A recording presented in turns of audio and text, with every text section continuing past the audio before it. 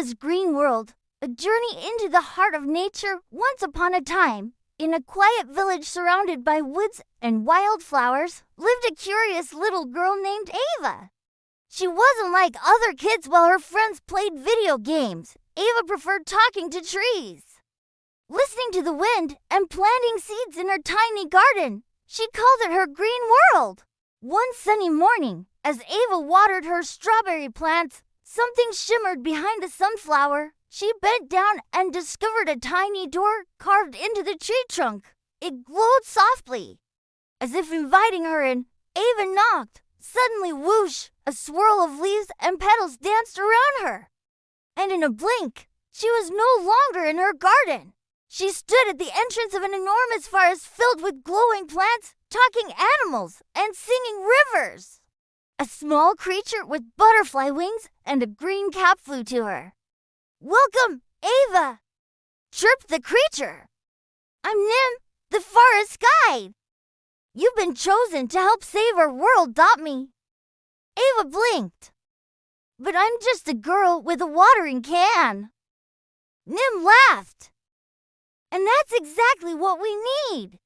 Nim led Ava through a fading meadow where flowers drooped and bees buzzed weakly. "What happened here?"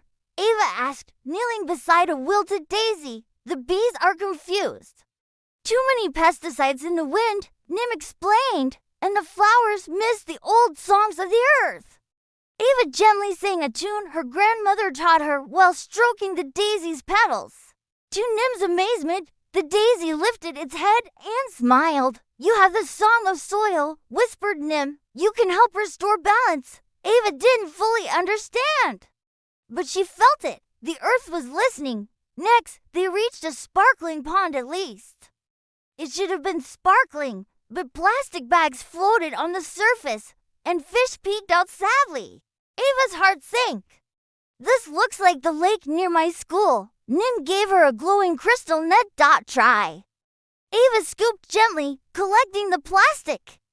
As she worked, the pond began to shine again.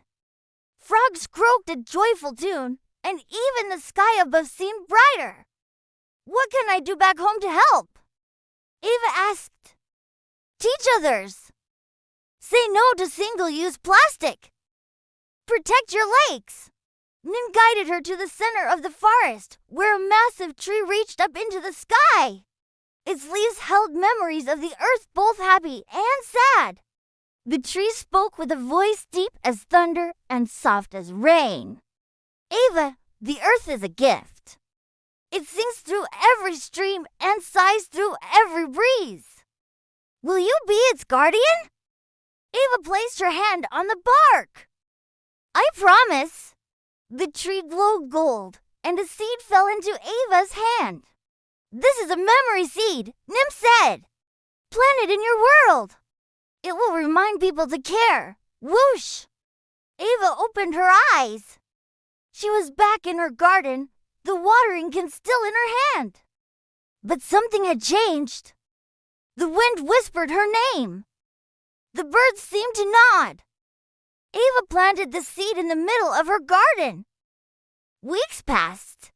A strange new flower bloomed, one that changed colors with the sky. Her neighbors stopped by to ask about it. Ava told them the story, and soon the whole village joined her, composting, planting trees, cleaning rivers. Ava's green world had grown, and somewhere deep in the forest, the tree of time smiled. The end, but every green story begins again with you.